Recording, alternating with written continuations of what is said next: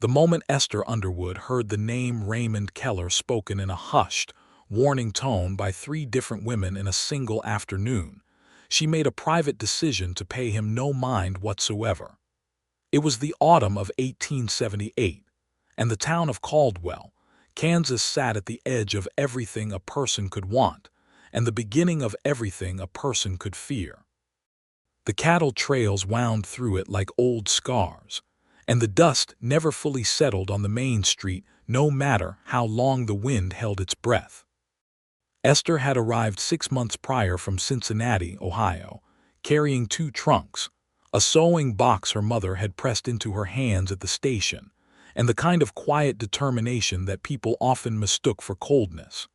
She was 26 years old, plain-spoken, and possessed of a particular stubbornness that had served her well when her father died and left her nothing but a name and a lesson about self-reliance. She had taken the position of schoolteacher at the Caldwell schoolhouse, a low wooden building with a leaking roof on the eastern side that the town council had been meaning to fix for 2 years. The children were wild and bright and mostly kind, and Esther loved them in the efficient, undemonstrative way that was her nature. She had rented a small house 2 streets behind the general store from a widow named Mrs. Holt, who charged her a fair rate and sometimes left jars of preserved peaches on her doorstep without explanation. It was Mrs. Holt who first mentioned Raymond Keller. They had been sitting on the porch in the blue hour before supper, watching the last drive of cattle move through the far end of town, when the older woman's eyes tracked a single rider moving separate from the cowboys pushing the herd.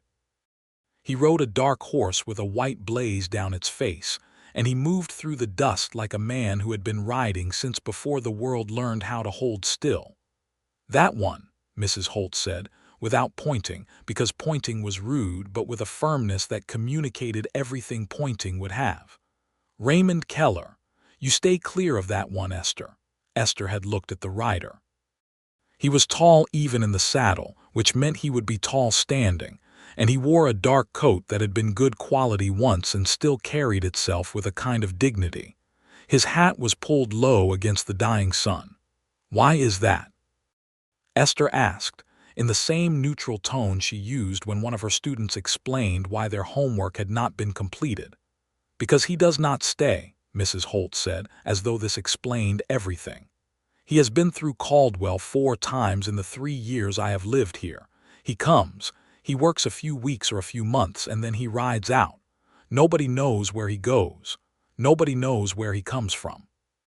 Men like that, they are pleasant enough, I suppose, but they leave a certain kind of damage behind them when they go." Esther nodded slowly and said nothing more about it.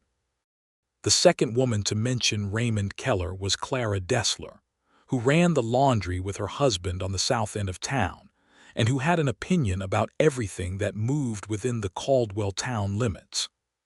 Clara caught Esther at the general store on a Wednesday morning, and, with the efficient delivery of a woman who had many opinions and very little time, informed her that Raymond Keller had returned, was staying at the hotel on Chestnut Street, and that the last time he had been in Caldwell, he had left a perfectly good girl named Annette Frazier with a broken heart and a reputation for weeping publicly, which Clara considered an equal injury to both Annette and the general dignity of the town.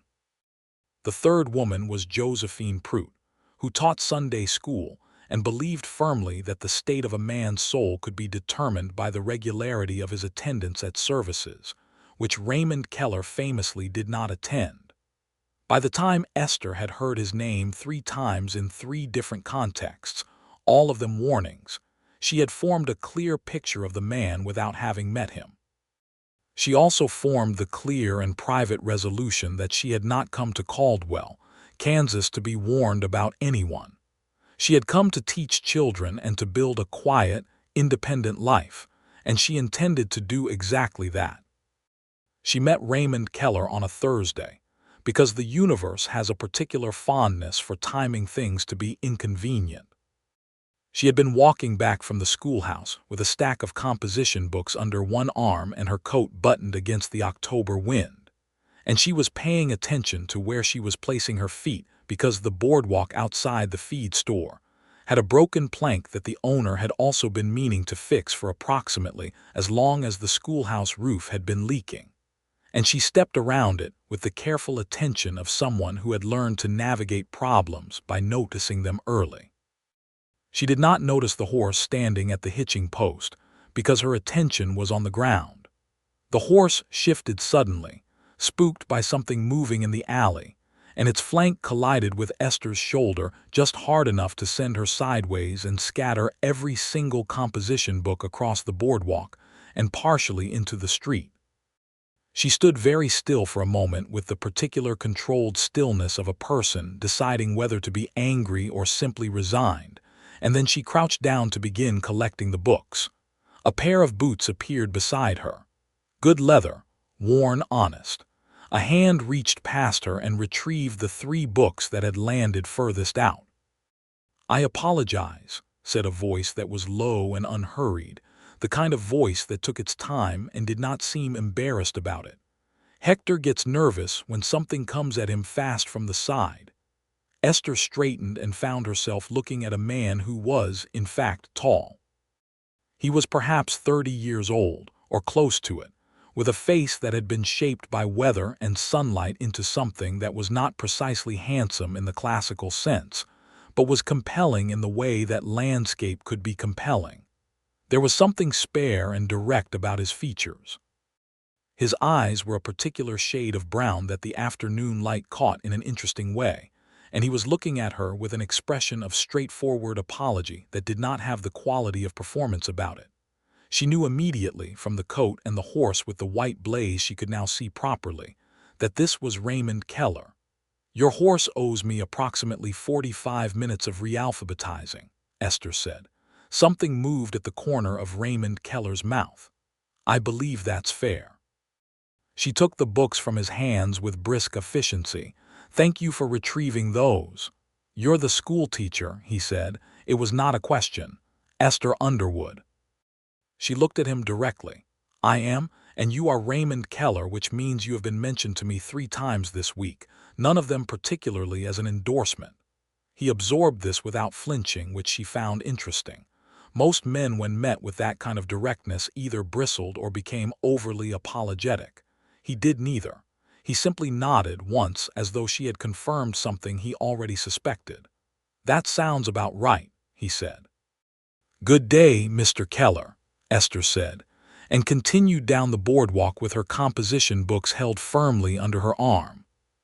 She did not look back, but she was aware, with a precision that annoyed her, of the exact moment he turned and walked in the other direction. She realphabetized the composition books that evening at her kitchen table with a cup of coffee cooling beside her, and she thought about the way he had simply said "that sounds about right" as though he carried a clear accounting of himself and did not need to defend it or apologize for it. It struck her as either very honest or very arrogant, and she was not yet sure which. She decided it did not matter, because she had not come to Caldwell to sort out which. The second time she encountered Raymond Keller, he was fixing her roof. This happened on a Saturday morning 10 days after the boardwalk incident, and it happened because of Frank Dooley. Frank Dooley was 15 years old, one of Esther's best students, and the son of the man who ran the livery stable on the west side of town. He was a tall, earnest boy with a habit of solving problems before he was asked to, which Esther found admirable, and the previous evening he had apparently mentioned to his father that the schoolteacher's roof had been leaking since September, and the eastern corner of the schoolroom was developing a mildew problem that was making 3 of the younger children cough. Esther did not know any of this when she arrived at the schoolhouse on Saturday morning to spend a few hours preparing lessons, and discovered a man on her roof.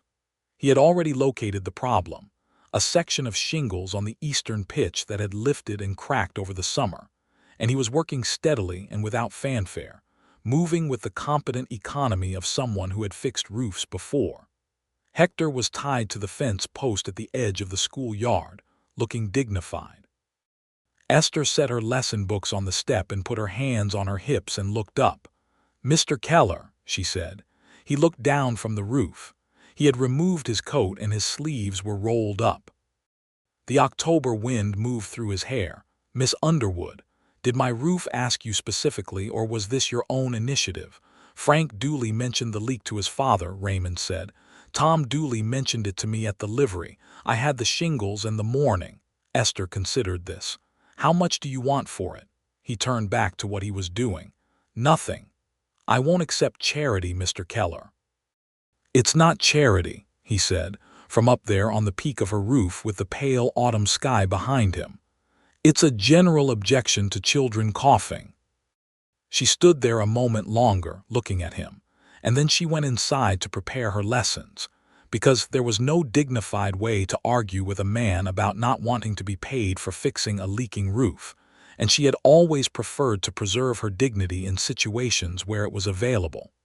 When he came down an hour later, she brought him a cup of coffee because she was not rude, and because it was cold and he had fixed her roof. He wrapped both hands around the cup and stood in the schoolyard drinking it, and Esther sat on the step with her own cup, and they were quiet together for a moment in a way that did not feel uncomfortable, which was itself notable to her. "Dooley is a good student," she said eventually. "Tom says the boy wants to be an engineer," Raymond said. "Build bridges. He has the mind for it." She looked at her coffee. "What is it you do, Mr. Keller, when you are not fixing schoolhouse roofs uninvited?" He looked out at the empty schoolyard, at the bare trees at the fence line. "Whatever needs doing. Cattle drives in the season. Odd work between. I have done some scouting for the army, though I am not fond of that particular employment." She noticed that he did not say he was not fond of the army's purposes, which she respected, because it was honest without being dramatic about it. She knew enough about what the army's expansion in this territory meant for the people who had lived on this land long before any cattle drives or schoolhouses, and she had no patience for men who pretended the situation was simple. "Why are you not fond of it?" she asked. He looked at her sideways, as though evaluating whether she was genuinely asking or performing conversation. "Because the things they ask a scout to find are not always things that benefit from being found," he said. "Not by the people being looked for," she nodded slowly. "That is an honest answer. You seem like a person who prefers honest answers to comfortable ones." "I was a school teacher in Cincinnati for 2 years before I came here," she said. "Before that I kept my father's accounts. Comfortable answers tend to have arithmetic errors in them." The almost smile appeared again at the corner of his mouth. "I'll remember that." He finished the coffee and handed her the cup and touched the brim of his hat, and then he untied Hector and rode away down the empty Saturday street, and Esther sat on the schoolhouse step for a few minutes longer than she needed to, which she noted privately and attributed to nothing in particular. The town of Caldwell had an opinion about Raymond Keller, and it had, as towns do, a mechanism for making that opinion known. In the weeks that followed, Esther became aware that her encounters with him, each one entirely ordinary and explicable, had been observed and interpreted and circulated with the efficiency of a well-run postal service. Mrs. Holt mentioned, gently, over those preserved peaches, that people were talking. Clara Dessler was less gentle and simply told Esther over the counter at the general store that she ought to be careful. Josephine Prout said a prayer, which Esther only found out about second-hand, which she found both touching and presumptuous. Esther said the same thing to all of them, which was that she was a grown woman who had taught school in a city of 300,000 people and kept her own household accounts since she was 19, and that she was fully capable of determining for herself what required caution and what required other people to mind their business. She said it kindly, because she liked these women and understood that they were speaking from genuine concern, but she said it clearly, because she also believed that clarity was a kindness. She did not tell any of them that she thought about the corner of Raymond Keller's mouth when it almost smiled. She did not tell any of them that she had begun to look for Hector's white blaze when she walked to and from the schoolhouse in the morning and the evening, not because she was looking for it specifically, but because she noticed when it was there, and she noticed when it was not, and the noticing was happening with a frequency she found inconvenient. The first time they had a real conversation, which she distinguished from their previous exchanges by the fact that it lasted more than 10 minutes and covered more than one topic, was on a November evening when the first hard frost had come down from the north and turned the town silver and quiet. Esther had stopped at the hotel dining room for supper, which she sometimes did on Friday evenings when the week had been long, and the idea of cooking for herself held no appeal. The dining room was half empty in the way that November in Caldwell tended to empty things, the cattle season winding down, and many of the seasonal workers already headed south or west. Raymond Keller was sitting alone at a table by the window with a plate of food and a book, which she had not expected, and something about the sight of it, a man who was reported to be a wandering cowboy sitting quietly alone with a book in the blue November dark, reconfigured something small in how she was holding him in her mind. He looked up when she came in, and the hotel dining room was small enough and empty enough that pretending not to see each other would have required a commitment to theater that neither of them had. She nodded. He nodded. And then, because the table beside his was the only one near the stove and it was cold and she had been cold all day, she sat there, and that was how it happened. "What are you reading?" she asked when they had both been served and the silence had reached the particular pitch where continuing it would have become a statement. He turned the cover so she could read it. It was a copy of Roughing It by Mark Twain, published several years prior, which she knew because she had read it herself. "What do you think of it?" she asked. "I think Mr. Twain exaggerates for effect," Raymond said, "but the exaggerations land close enough to the truth that they are useful." "I read it in Cincinnati," Esther said. "I thought it would tell me something about what this part of the country was like. I am not sure it did, but it was entertaining." "What did you expect it to be like?" he asked, and something about the question told her he was genuinely curious, not making conversation. She thought about it honestly. "More grand," she said finally, "more like a painting." The actual landscape is grander than any painting, but it is also dustier and harder and more practical than I imagined. I expected people to have more time for philosophy. Something in his expression shifted, something that was not quite amusement and not quite surprise but was some combination of the two. "Do they not, in Cincinnati? They have time for a certain kind of philosophy," she said. "The kind that does not require getting your boots dirty." He laughed, which she had not heard before, a short, genuine sound that he seemed mildly surprised to have produced. "That is a fair distinction." They ate and talked, and the fire in the stove made the room warm and amber, and outside the frost settled deeper on the street. She found that he was, beneath the reputation and the warning and the careful economy of his self-presentation, a person with strong and precisely formed opinions delivered without aggression, a quality she valued highly because she shared it. He had grown up in Missouri, he told her, in the sort of brief factual way of someone not accustomed to discussing themselves, but willing to when asked directly. His father had been a farmer, and then, after the war, a different kind of man from the one who had farmed, and Raymond had left at 17 because staying would have required him to become a smaller version of himself than he intended to be. She told him about Cincinnati, about her father's printing business, and how she had learned to set type when she was small, and had helped with the accounts when she was older, about the smell of ink and the satisfaction of a thing made correctly, about the long months after her father died when she had understood for the first time that the life she had been building had a foundation of someone else's presence and needed to be rebuilt on something more reliable. He listened to all of this with the particular quality of attention that made her feel her words were landing somewhere real. "Is that why you came here?" he asked. "To rebuild?" "Partly," she said. "And partly because the Cincinnati School Board offered me a position teaching the children of immigrants who did not speak English yet, and I thought I would be useful there, and then they changed their minds and the position was given to someone with a brother on the board. And I thought, If the place I have committed to does not want me, I will find a place that needs me. And there was an advertisement for a schoolteacher in Caldwell in the back of a newspaper, and here I am." He was quiet for a moment. "Their loss." It was a simple thing to say, 3 words, but they were said with a directness and a certainty that made her chest do something quiet and inconvenient. She thanked him, and the evening ended, and she walked home in the frost with her breath making small clouds in the dark, and she was warm in a way that had nothing to do with the stove.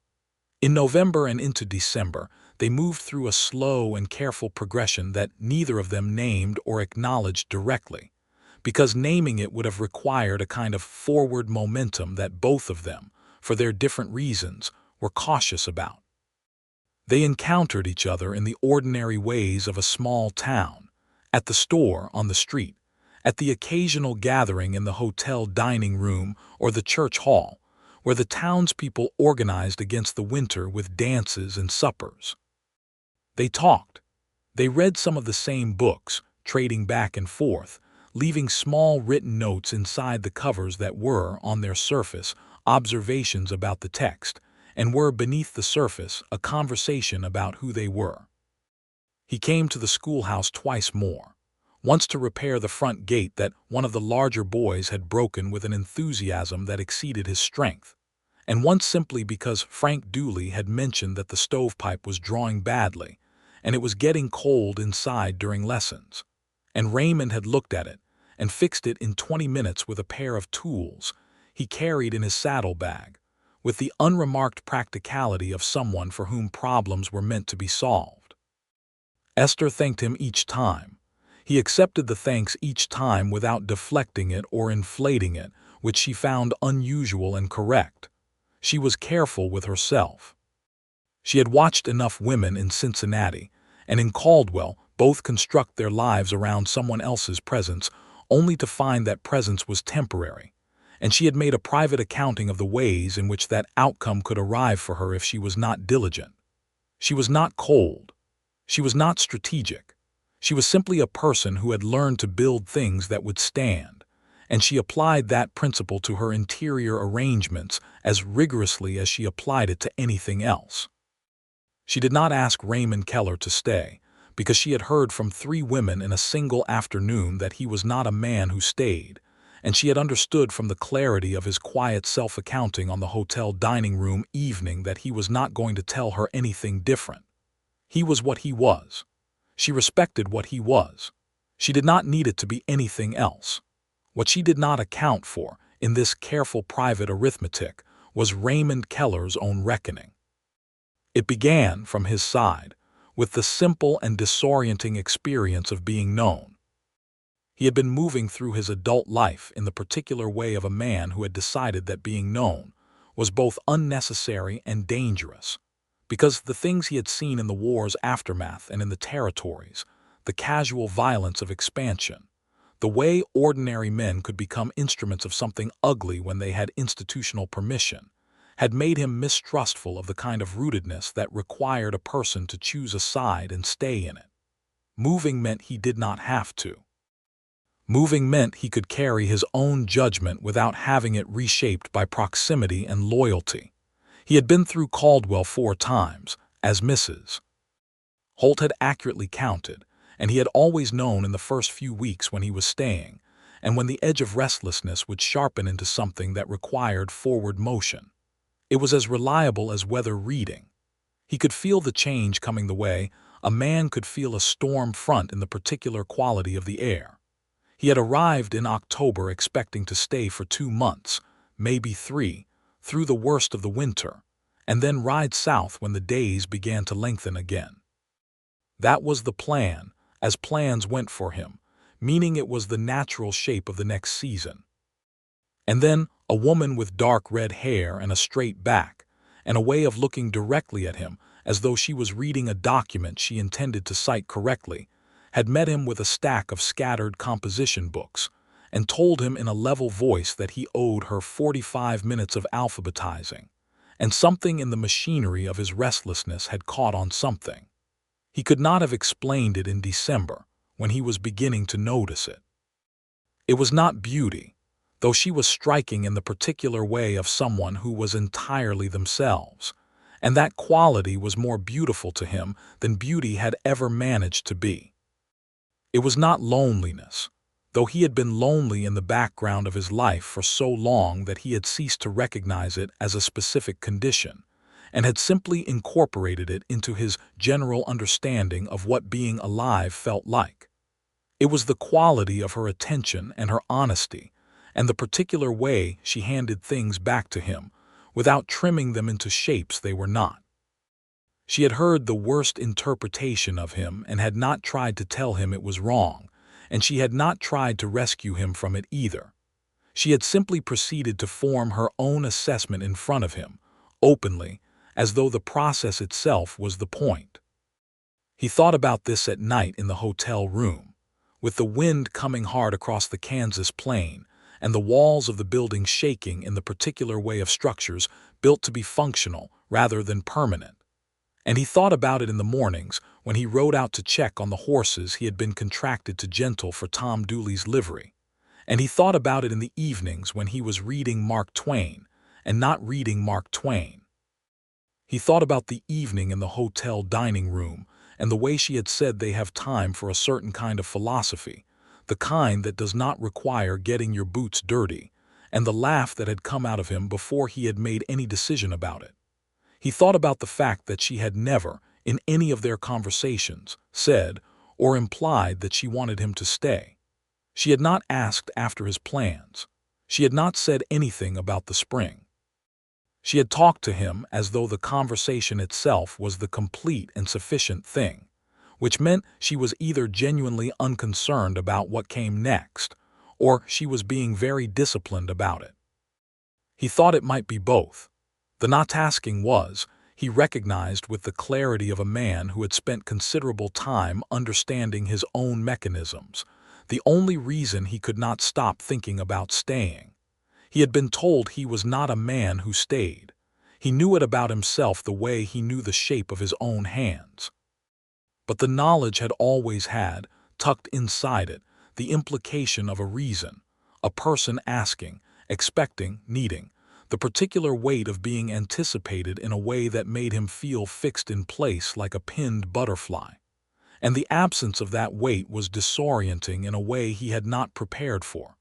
Esther Underwood asked him nothing, expected nothing he had not offered, treated him as the precise and complete thing he was on any given day, and he found that he was standing in the center of that treatment and feeling, for the first time in a very long time, like the ground under his feet might be solid enough to put his actual weight on. He did not tell her any of this in December. He did not have the language yet, or perhaps he did have the language and did not have the right to use it, because using it would have been a form of asking, and asking was a form of promising, and he was not yet sure whether his promises would hold. What happened in December was a storm, and the storm rearranged several things. It came down from the north on a Wednesday night, the kind of storm that the old-timers in Caldwell recognized by the particular green quality of the sky in the late afternoon, the way the light went strange and flat just before the temperature dropped 20 degrees in an hour. By nightfall the snow was horizontal and the streets were impassable, and the hotel had filled with people who had not been able to get home, and Esther Underwood was among them because she had been at the Friday evening dining room tradition, which had become a weekly thing, and the storm had arrived 3 hours before anyone expected it. The hotel dining room became a kind of community hall, with people pulled tables together, and the kitchen producing whatever was available in the way of warm food. And Mrs. Holt was there because she lived 3 streets away and had decided the distance was not worth dying for. And Clara Dessler was there with her husband, and Frank Dooley and his father Tom, and 12 or 15 other people of various ages who all knew each other in the way of small towns in winter. Which is to say, with the intimacy of people who have survived previous winters together. Raymond was there because he had been at the livery with Tom Dooley going over the horses, and the storm had made the streets between there and the hotel into something that was not a street anymore. And he had come with Tom to the only building with a stove large enough to heat a room. They sat together at the corner of the long communal table, Esther and Raymond, because they had been talking when the room reorganized itself around the storm, and they stayed there because there was nowhere else to go, and the conversation was good, and the fire was warm. Frank Dooley, sitting across from them with his father, watched them with the transparent delight of a 15-year-old who has identified a romantic situation and has no poker face about it. And Tom Dooley watched Frank watching them and said nothing. The storm lasted through the night and into Thursday morning, and the hotel settled into the particular intimacy of people who are stranded together. Voices lowering toward midnight, someone's baby sleeping against a shoulder, a card game at the far table that stopped being competitive and became companionable, the snow outside making the windows into mirrors of the interior light. Esther fell asleep sitting up in her chair at around 1 in the morning, which she would have been embarrassed about if she had known, but she did not know because she was asleep. She woke up an hour later and found that she had a coat, not her own, draped over her shoulders, and she looked sideways and found Raymond Keller sitting beside her reading, because he had apparently not finished his book. She looked at the coat for a moment and then at him. "You were cold," he said, without looking up from the page. She pulled it a little tighter because she was cold, and arguing about the cold seemed like a poor use of the middle of the night. "Thank you." He turned the page. She looked at the fire and at the sleeping room and at the snow filling up the windows, and she was aware of the warmth of his coat and the small distance between them and the quality of the silence, which was the most comfortable silence she had been inside for a very long time.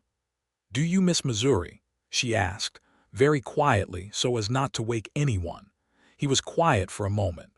"Sometimes I miss what I thought it was going to be," he said, equally quiet. "The version I had before I understood what it was."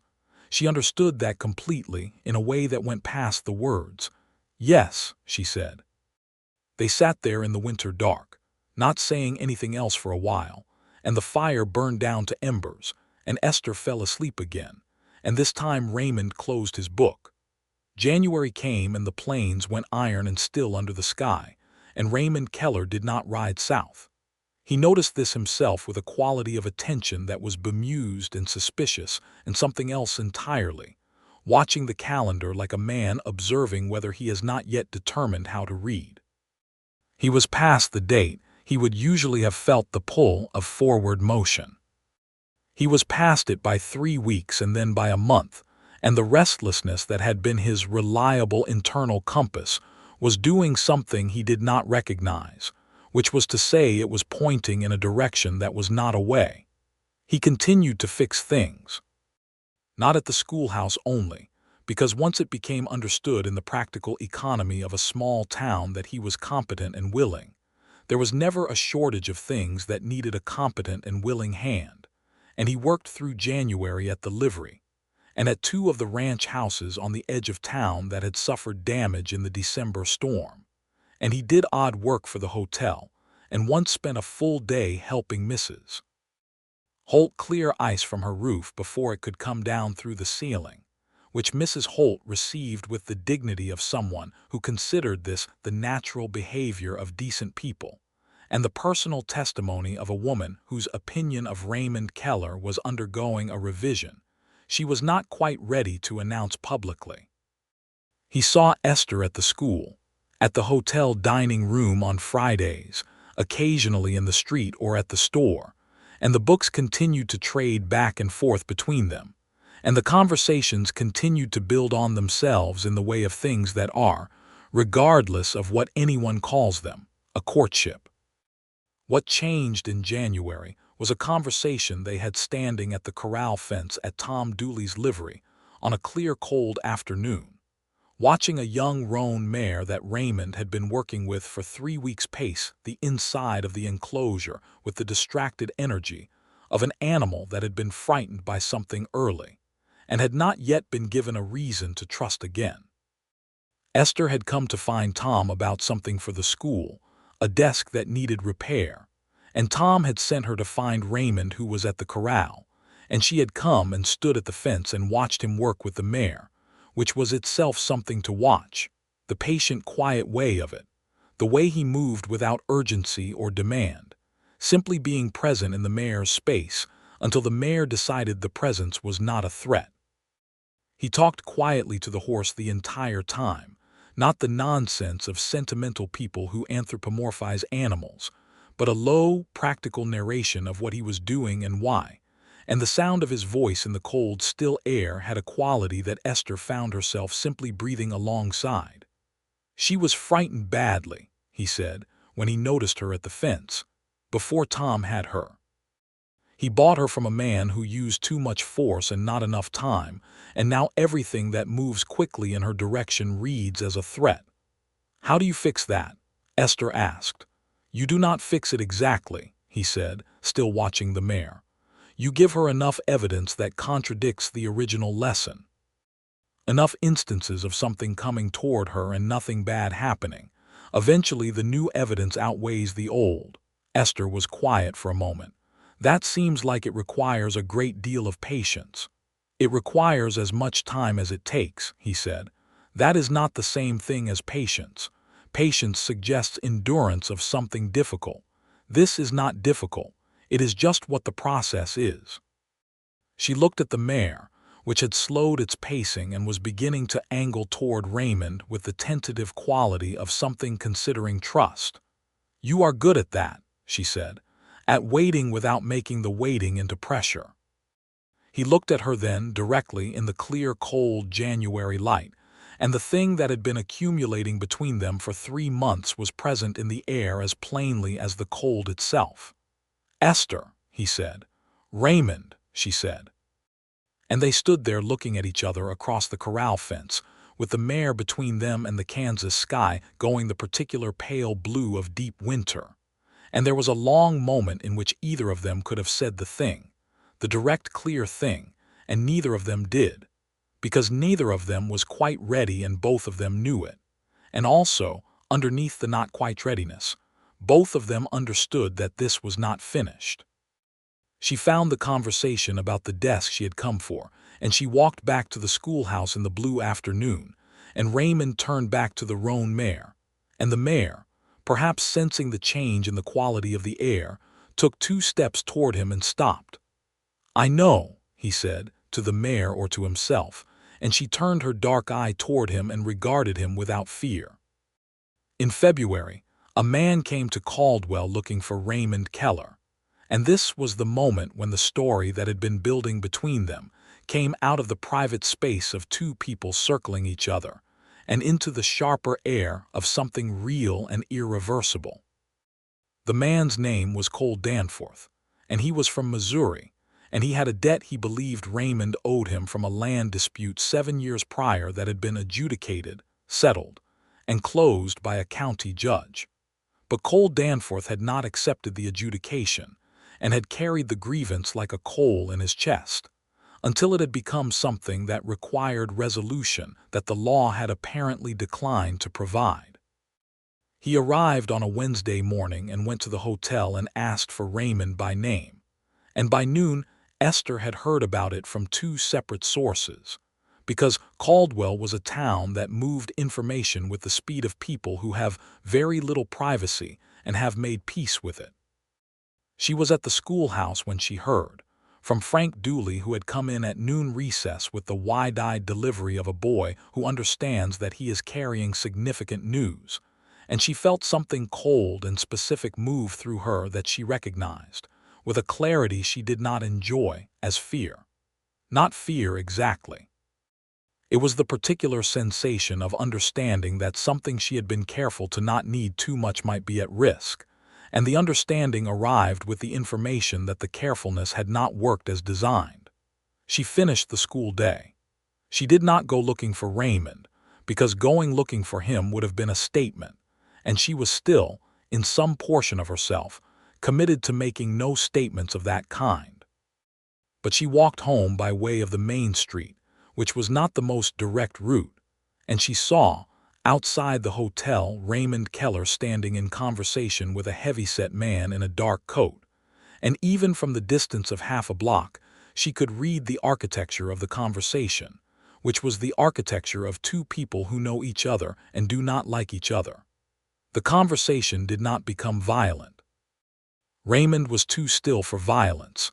The way he could hold himself in a kind of absolute quiet that was neither aggression nor retreat.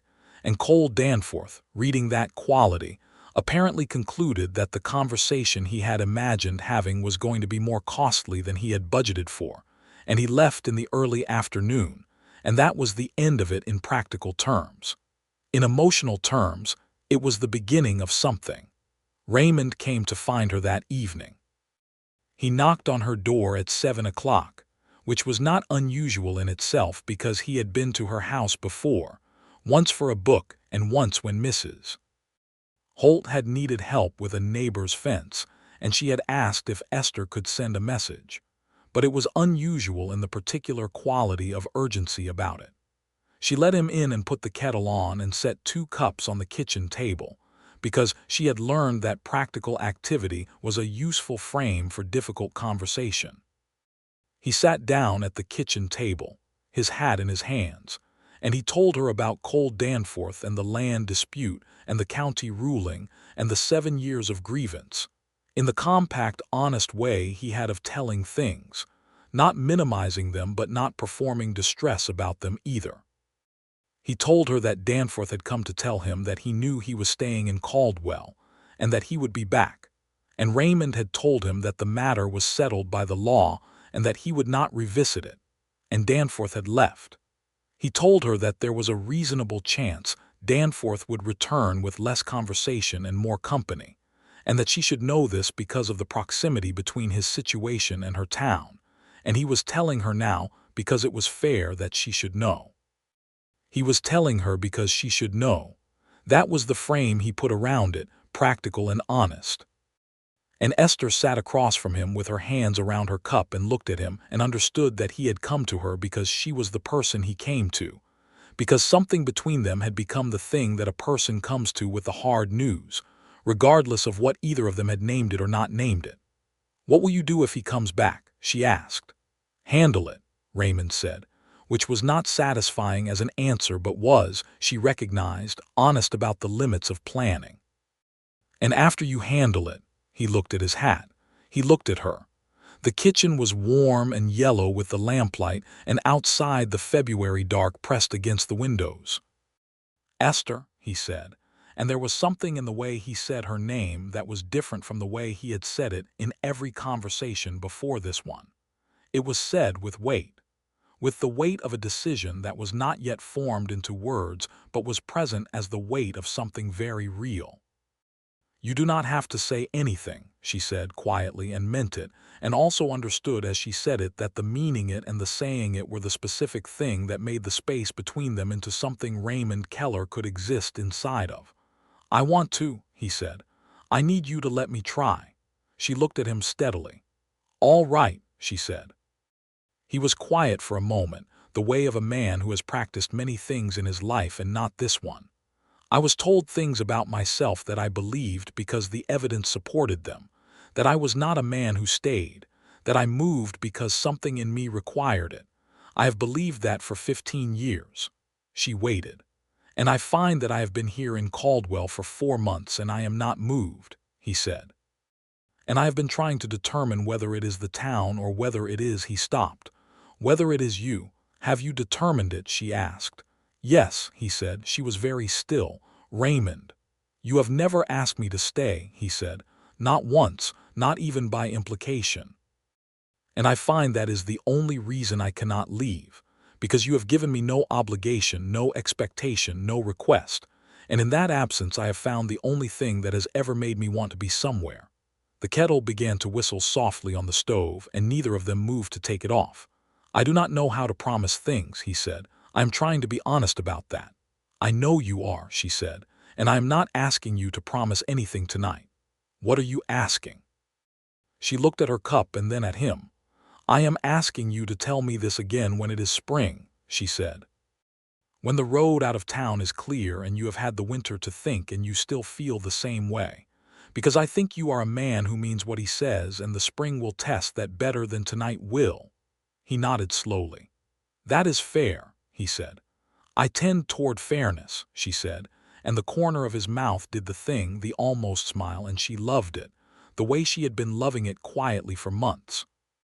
He left without the kettle being poured, and she sat in her warm kitchen for a long time after, and something in her that had been very carefully held released, incrementally, the way ice releases in early spring, slowly and then all at once. Cole Danforth came back in March, as Raymond had anticipated, with 2 men she did not know and a clear intention. Raymond dealt with it with the help of Tom Dooley and the town sheriff, a practical man named Abe Garrett who had been in Caldwell for 8 years and had no patience for imported grievances. There was a confrontation outside the hotel that involved raised voices and then, briefly, raised fists, and Abe Garrett intervened with the authority of a man who has broken up enough trouble to understand exactly how much force the moment requires and no more. And Cole Danforth and his 2 companions were escorted to the county line and informed that the next visit would be met with legal consequences rather than a conversation. Raymond came away from it with a cut across his cheekbone from someone's ring and a bruised knuckle and otherwise intact, and he came directly to the schoolhouse afterward, which was where Esther was. Because the school day had gone long on a Thursday for the quarterly recitation, and she had been there when the confrontation was happening, and had heard about it from Frank Dooley, who had apparently witnessed the whole thing from the livery doorway with the absorbed attention of a boy who will one day write about this in his diary. She was standing at her desk organizing papers when he came in, and she looked at the cut on his cheek and said nothing for a moment. She went to the supply cabinet and found the small medical kit she kept there, because children cut themselves and scrape themselves with reliable frequency, and she brought it to her desk and sat down facing him and cleaned the cut with the same efficient and unsentimental care she applied to student injuries, except that her hands were not entirely steady. "It looks worse than it is," he said. "It looks fine," she said. "I have seen worse on a Monday morning after recess." He sat very still while she worked, and she was very close to him, closer than they had been except for the night at the hotel in the storm, and she could see the particular brown of his eyes clearly and the way he was looking at her, which was with the full weight of his attention, every part of it. "You were frightened," he said quietly, not accusing, just naming. She pressed the cloth gently to the cut and did not deny it. "Yes, I am sorry for that. You did not invite Cole Danforth," she said. "And you handled it."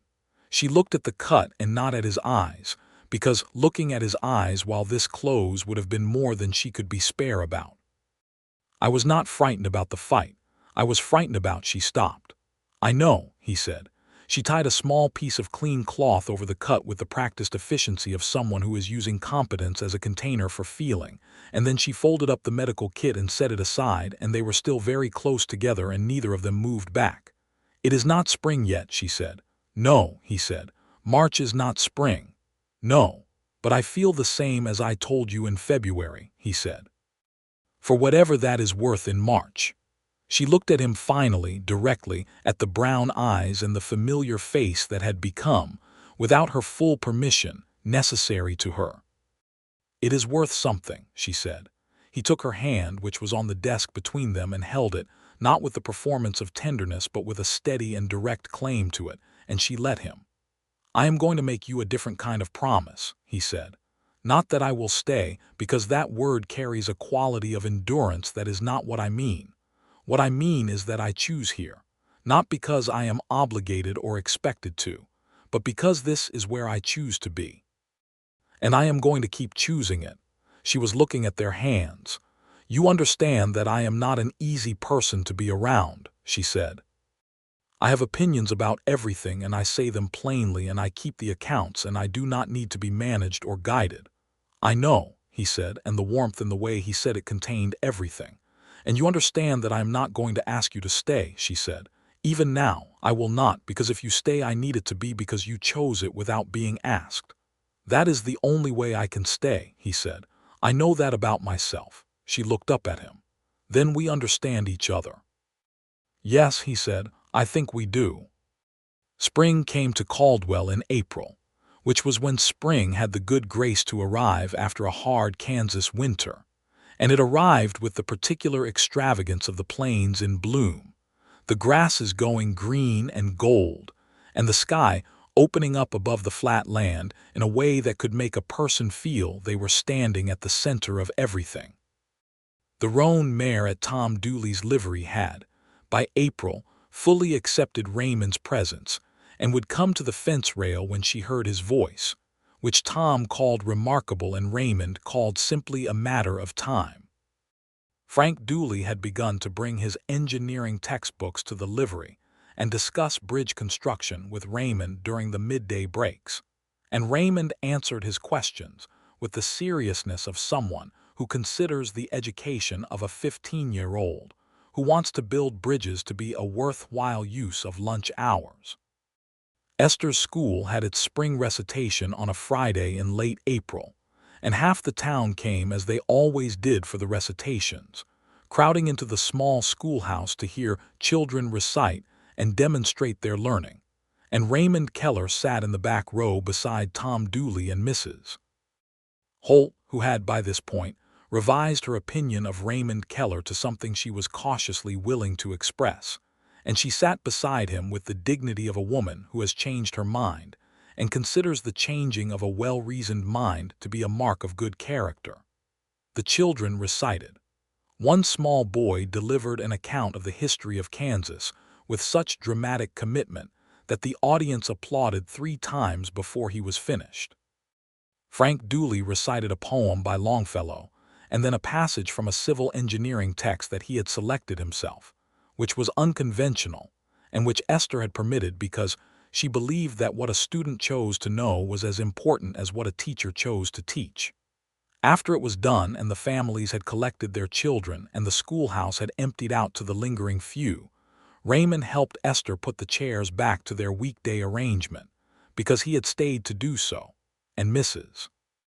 Holt, who was the last to leave, paused in the doorway and looked at the two of them and said, with the precision of a woman who chooses her words carefully, "You are both good people," and then walked out into the April evening as though she had said something modest.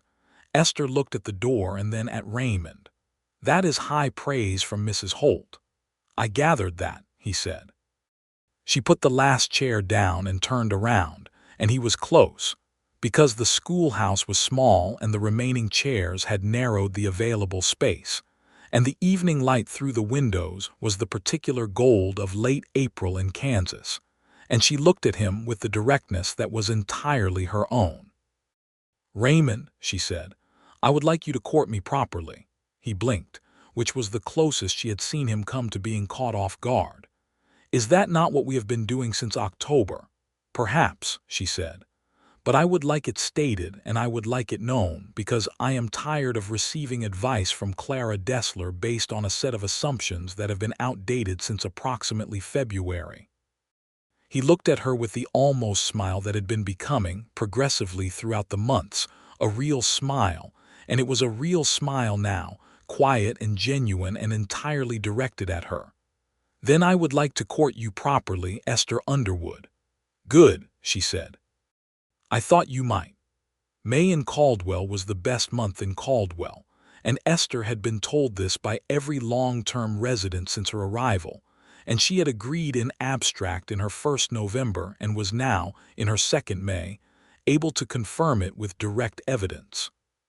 The cattle drives were starting again, which filled the town with noise and commerce and a great deal of dust, but there was a quality to the evenings that the dust could not diminish.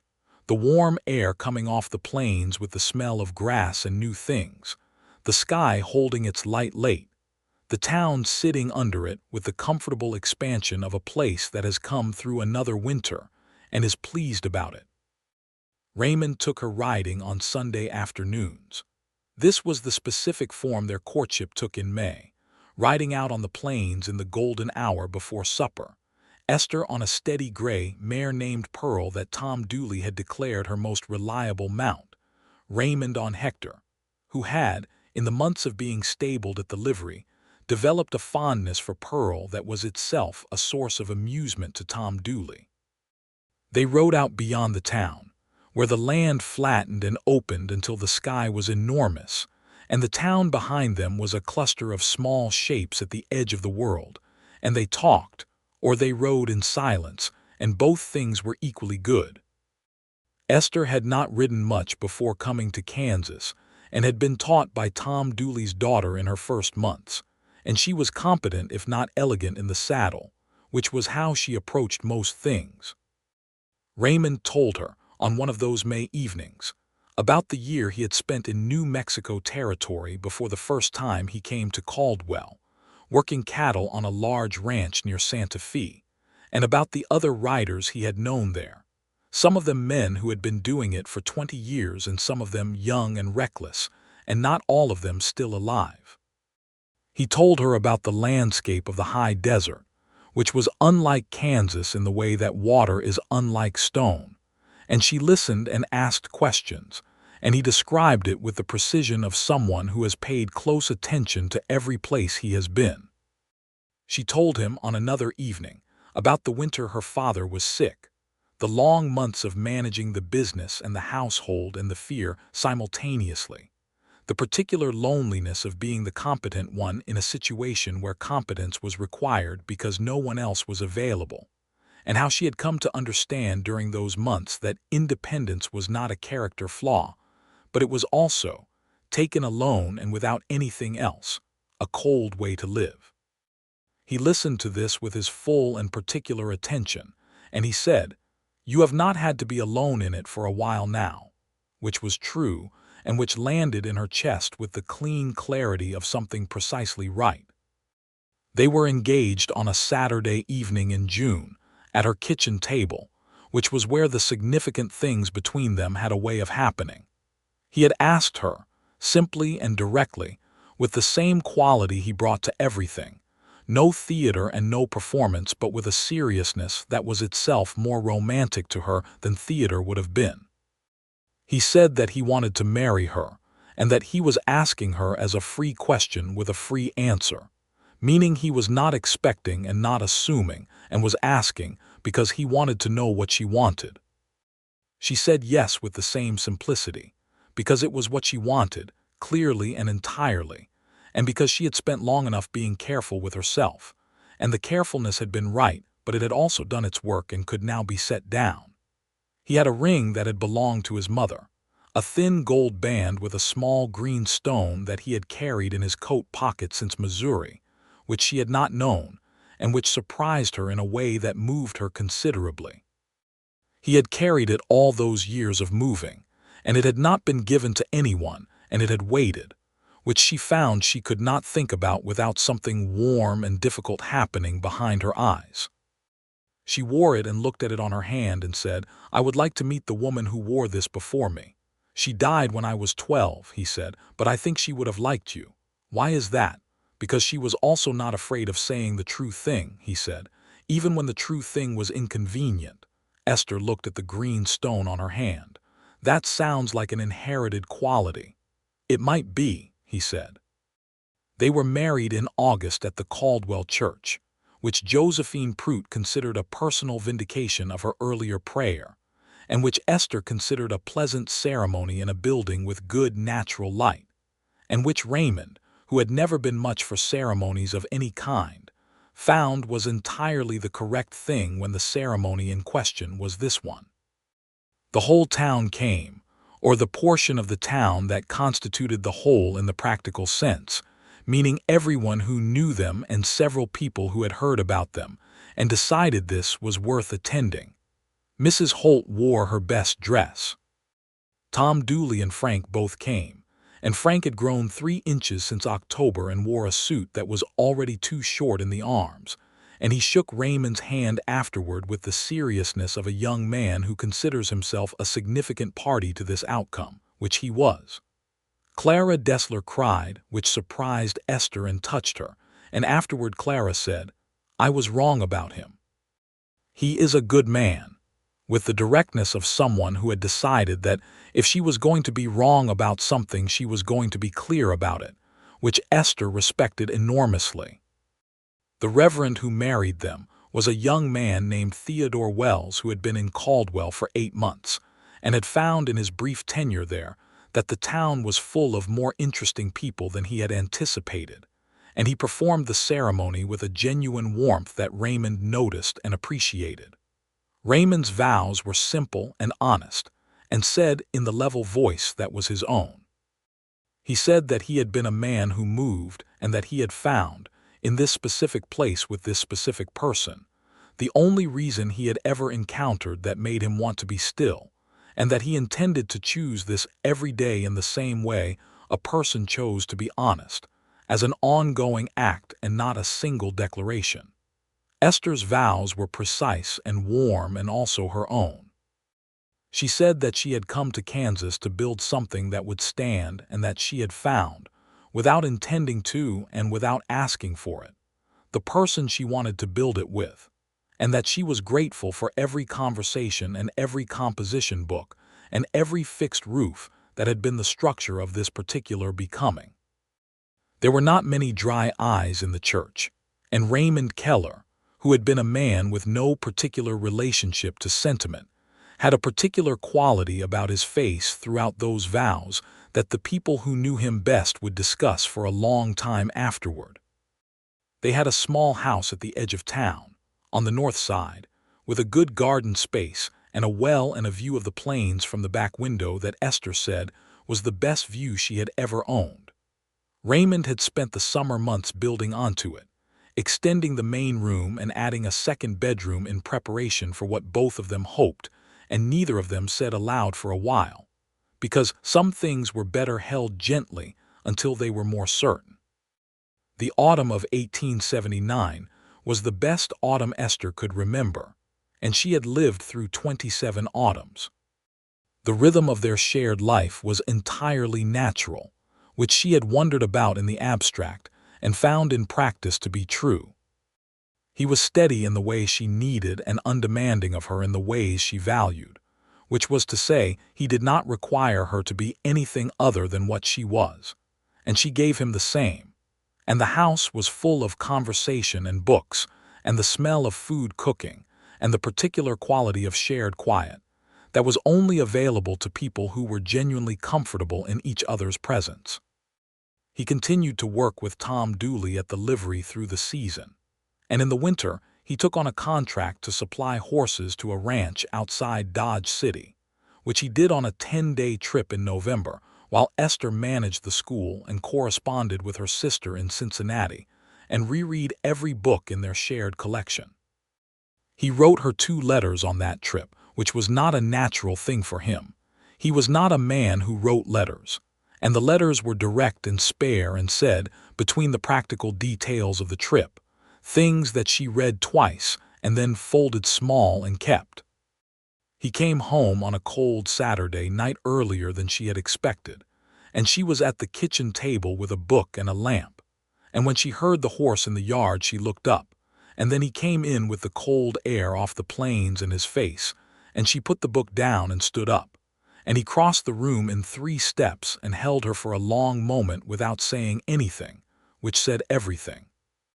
Frank Dooley, who was 16 in the early months of 1880, and growing into the serious and capable young man that Esther had always suspected he would become, announced that he had received a letter from a school of engineering in Kansas City that was willing to consider his application, and he arrived at the schoolhouse on a January morning with the letter and the particular controlled excitement of someone trying not to be as excited as they are. Esther helped him write his application with the thoroughness she applied to everything, and Raymond, who had spent half the winter discussing bridge construction with the boy over lunch at the livery, wrote a letter in support that was so precisely and specifically worded that Tom Dooley said when he read it that it was the most useful letter he had ever seen, and he was a man who had read many letters. Frank Dooley got in. He would go in September.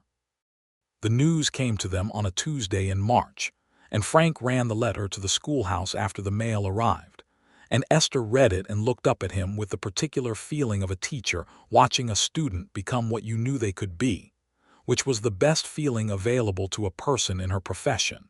And she told him she was immensely proud of him, and he turned red and looked at his shoes and said, "You and Mr. Keller are a significant part of this." And Esther said, "You are the only significant part of this, Frank." And he looked up and smiled, and it was one of the best mornings she had had in Caldwell, which was saying a great deal. The baby came in June of 1880. He arrived 3 weeks earlier than they had planned for, which seemed consistent with the general behavior of things that were very eager to exist, and he was healthy and dark-haired, and expressed his opinions about the world immediately and at volume, which Raymond, sitting by the bed in the early morning light with the baby in his arms, received with an expression that Esther would never fully describe to anyone because it belonged to her. But it was the expression of a man who has been handed the specific evidence that his life has fundamentally changed, and who finds the evidence to be entirely correct. They named him Thomas James Keller, after Tom Dooley and after Raymond's own father, about whom Raymond had complicated feelings but whose name was honest to keep, because complicated feelings were not a reason to erase a person, and Esther had thought that was right.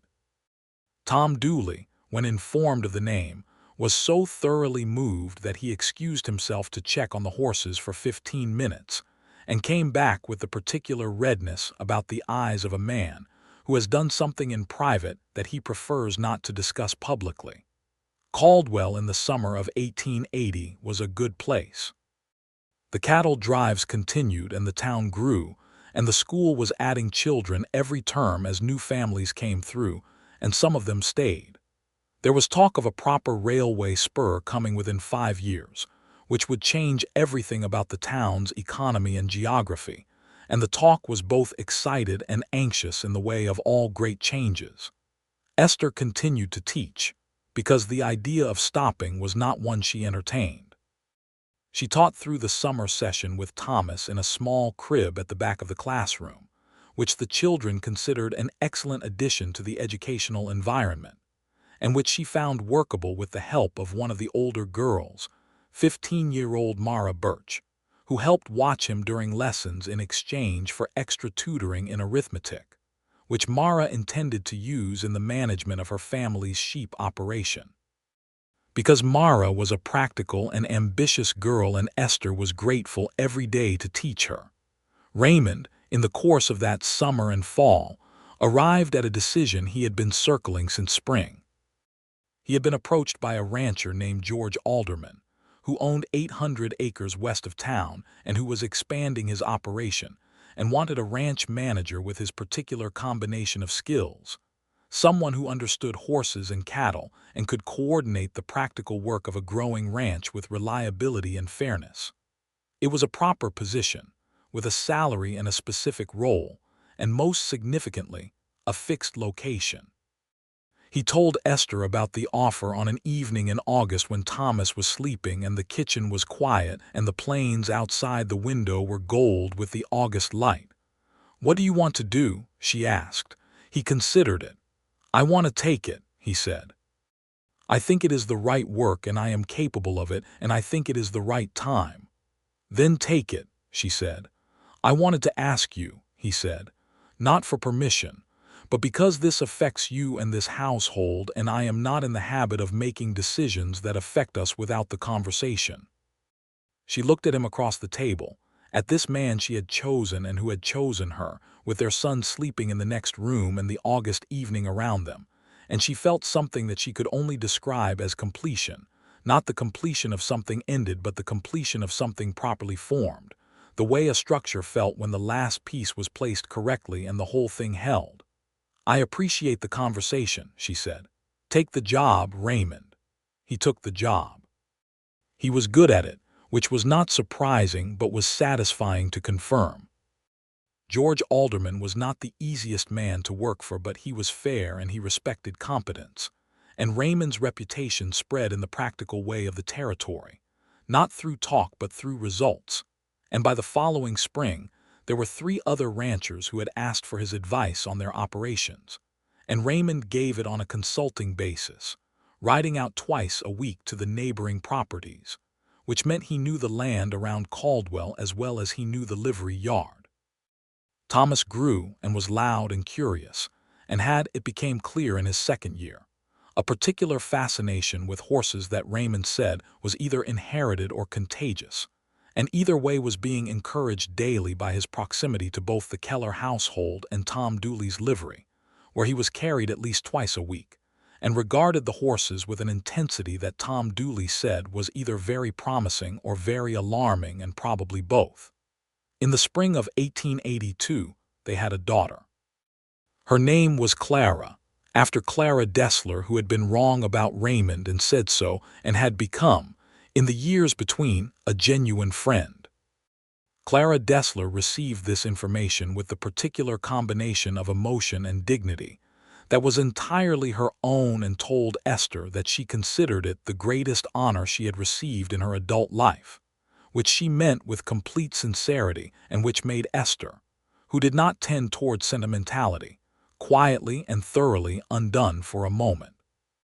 Baby Clara had her father's eyes and her mother's tendency to be direct about her needs, which in an infant expressed itself as a clear and unambiguous volume setting, and Raymond received her with the same quiet wonder he had received Thomas, and Thomas, who was 2, and did not fully understand but understood something, stood at the edge of the crib and looked at his sister with the alert gravity of a person evaluating a significant development.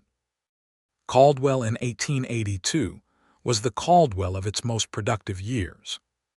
The cattle trade moved through it in waves of noise and commerce, and the school was full, and the town had its buildings properly constructed now, with permanent materials rather than the early improvised urgency of frontier construction. Esther had taught nearly 200 children in 4 years, and some of them had moved on with their families, and some of them had grown up in the town, and she knew all of them and kept a careful record of them in the composition books that now filled a shelf in the schoolroom. She had, in 4 years, requested and received a second teacher to help with the growing enrollment, a young woman named Harriet Bloom, who had come from Ohio, as Esther had come from Ohio, with the same trunk-and determination quality of movement, and who became a friend of the particular kind that is founded on professional respect and deepened by proximity and genuine liking. Raymond, in the summer of 1882, came home one afternoon with the look of a man who had been thinking for a long time and had arrived somewhere. He sat down at the kitchen table, which was where arrivals still happened, and Esther poured 2 cups of coffee and sat across from him in the way of a person who recognizes the quality of a significant moment. "I want to talk to you about the land west of the Alderman property," he said. She knew the land. She had ridden past it with him several times. It was 80 acres of good grass with a creek running through the western edge and a natural windbreak of cottonwoods along the north side. It had been claimed and unclaimed twice in the past 10 years by people who had misjudged either the work or the capital required, and it was currently available. "Tell me what you are thinking," she said. He told her. He had been saving for 3 years with the deliberate efficiency of a man who had lived lean for so long that saving was not a discipline but a default. Between his salary at the Alderman Ranch and the consulting work, there was enough, he thought, with a short-term loan from the bank that Silas Greer ran on the main street and who Raymond had a relationship with, to acquire the land and begin a horse operation. Not breeding at first, but a training and resale operation, working with difficult horses the way he had worked with the roan mare, the ones that had been mishandled, and needed the patient recalibration of someone who understood that the evidence of the original lesson could be replaced. He said that he was asking her opinion not because he needed her permission, but because it was their life together, and the decision belonged to both of them. And he had learned, in 4 years of sharing a life with Esther Underwood Keller, that the most reliable thing he knew was that her judgment on significant questions was better consulted than ignored. She thought about it seriously. She asked about the capital and the timeline and the risk, and he answered each question with the precision she expected of him. And she asked about the impact on the family and the school and the household, and he answered those too. Yes, she said, when she had asked everything she needed to ask. I think you should do it. He looked at her. You're certain? I have been certain of very few things in my life, she said, but yes, this is one of them. You know horses the way I know children. The work will be good and the land is right. Do it. He exhaled, something slow and releasing, and she understood that he had needed the certainty not because he doubted himself, but because the decision was large enough to need the confirmation of the other person who was building it with him. We will be building something, he said.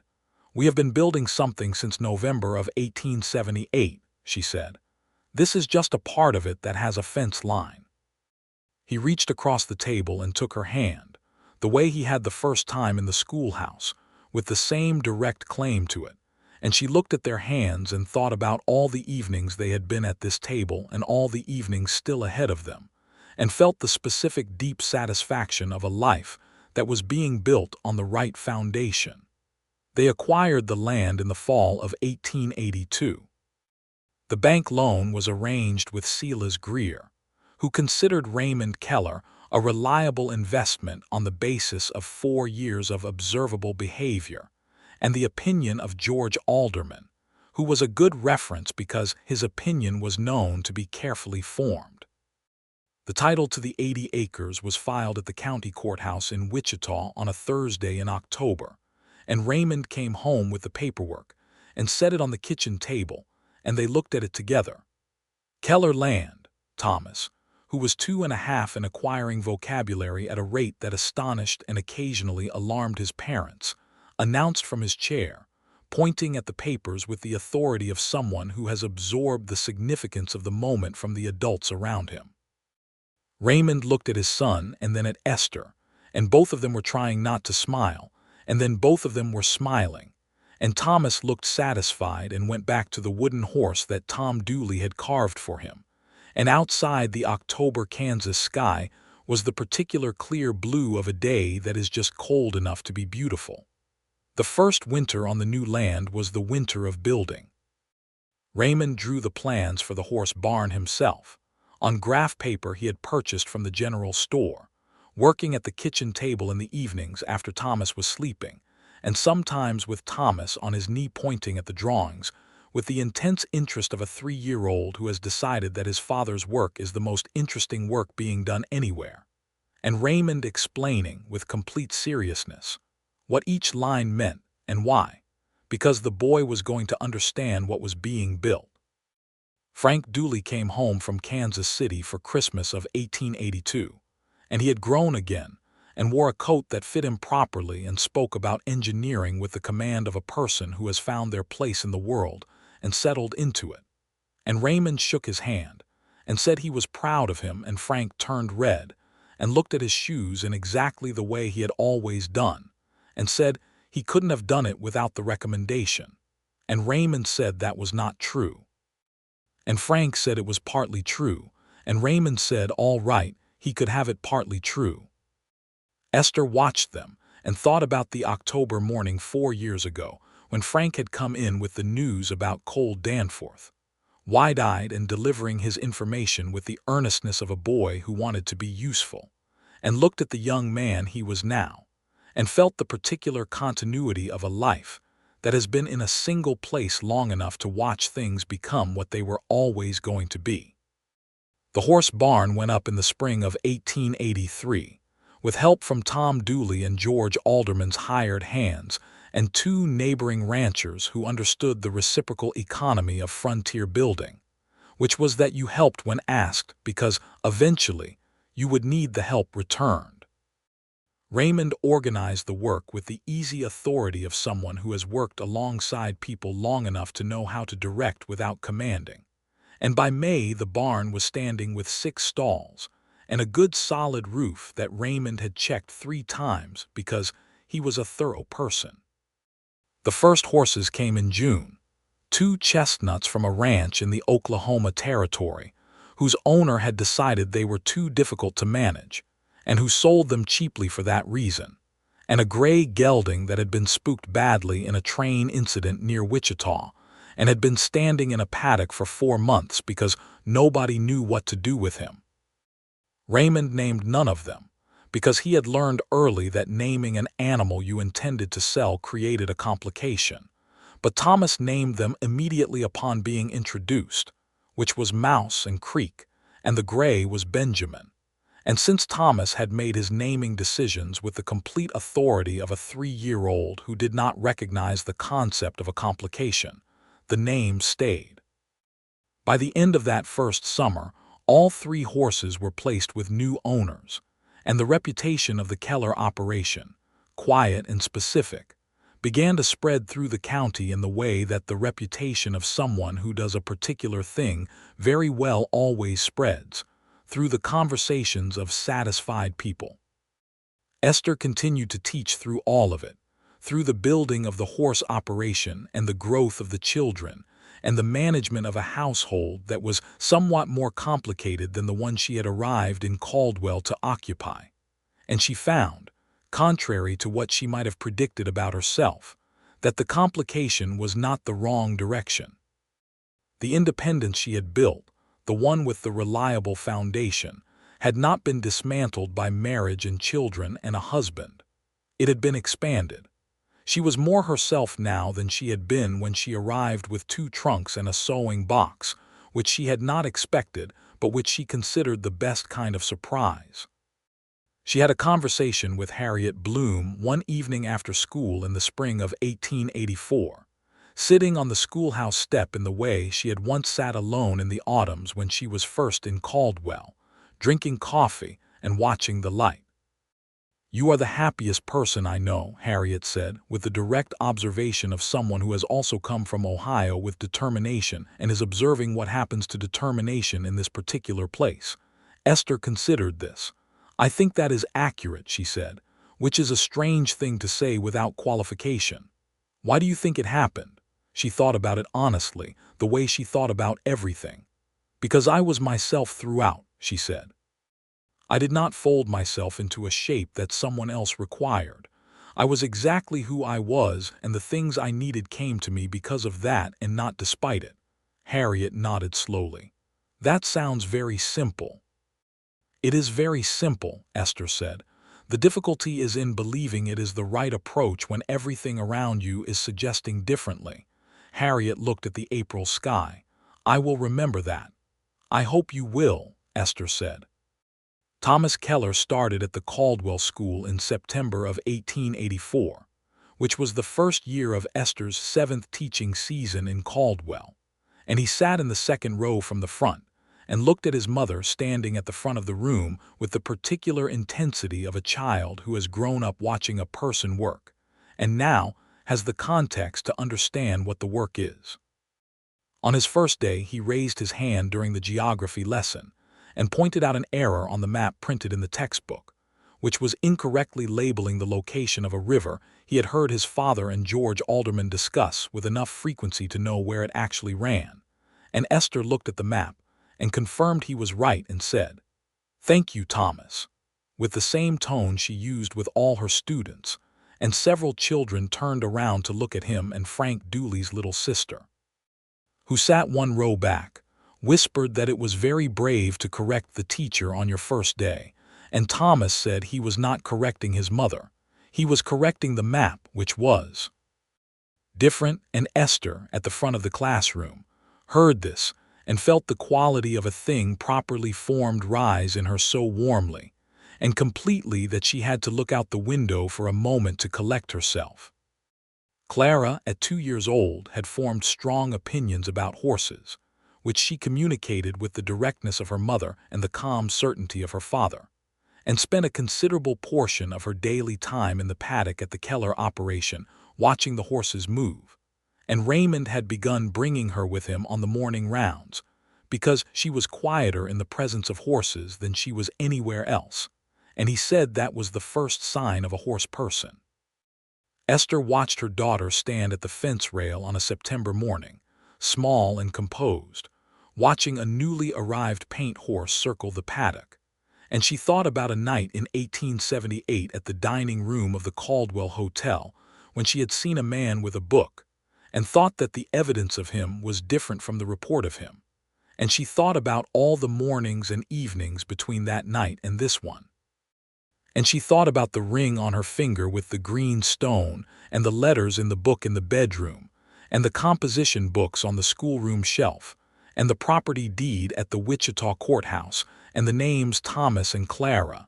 And she thought that it was possible in this life to begin in uncertainty and to build, with patience and honesty, and the particular courage of not asking for what you needed, but simply being who you were until the right thing arrived and recognized you, something that would stand. Raymond came to stand beside her at the fence, with a cup of coffee for each of them, and Clara did not turn around because she was busy watching the paint horse, and the September sun was warm on the plains and the grass was golden and the sky was the color of everything possible. "She is going to be better with horses than I am," Raymond said. "She is 4 years old," Esther said. "Some things you can tell early." Esther looked at their daughter at the fence, at the serious small shape of her, at the horse circling and then slowing in the far corner, caught by the particular quality of the quiet she was being offered. "Yes," she said, "some things you can." He looked at her then, the way he had been looking at her for 6 years, with the full weight of his attention and the warmth underneath it that had never diminished, and had in fact been growing steadily for 6 years in the way of things that are correctly placed and given room. And she looked back at him with everything she was, clearly and without reserve, because she had never been the kind of person who withheld what she felt when she felt it, and she felt it completely. "I want to build another room onto the north side," he said. She raised her eyebrows. "Another room? The house is getting small," he said. She looked at him, he looked at her. She looked at Clara at the fence and then back at him. "Is there something you are not saying plainly?" she asked. "I am saying it plainly," he said. "The house is getting small," and the corner of his mouth did the thing that had never stopped being the thing, the almost smile that was now entirely a smile, quiet and real and directed at her.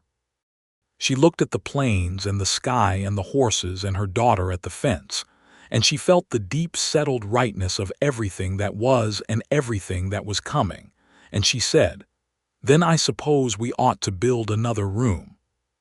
The house grew in the following spring as they had, and Caldwell grew, and the Keller horse operation grew, and the school grew, and the plains outside the north window were the same plains they had always been, enormous and indifferent and breathtaking, and below them the town and the house and the people inside it were small and specific and entirely real, which was the opposite of indifferent, which was everything. She had been told he was not a man who stayed. She had not asked him to stay.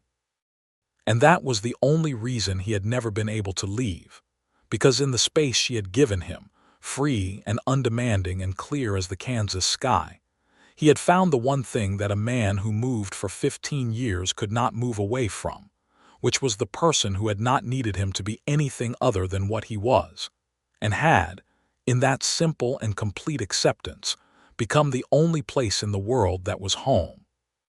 Thomas grew up to build things, not bridges but horse facilities, because the engineering interest he had inherited from Frank Dooley's influence found its natural expression in the practical infrastructure of the operation he grew up in, and he took over the management of the Keller property in the years that Raymond began to step back from the daily work. Clara was, as Raymond had predicted, exceptional with horses, and she trained them with the same patient quality she had observed from the fence rail since she was small, and she did it with such consistent results that, by the time she was 22, she had her own reputation in the county that stood entirely on its own.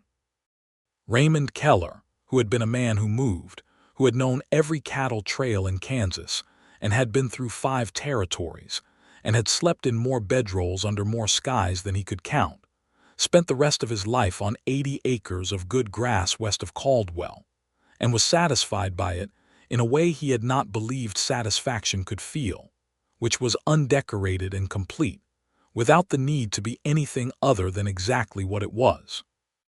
Esther taught in the Caldwell school for 22 years, which meant she had taught the children of her earlier students, which she considered the highest possible confirmation that she had done the thing correctly. When she finally stepped back from the classroom and Harriet Bloom's replacement took over the position, the town gave her a gathering at the church hall that was so thoroughly attended that people had to stand at the back.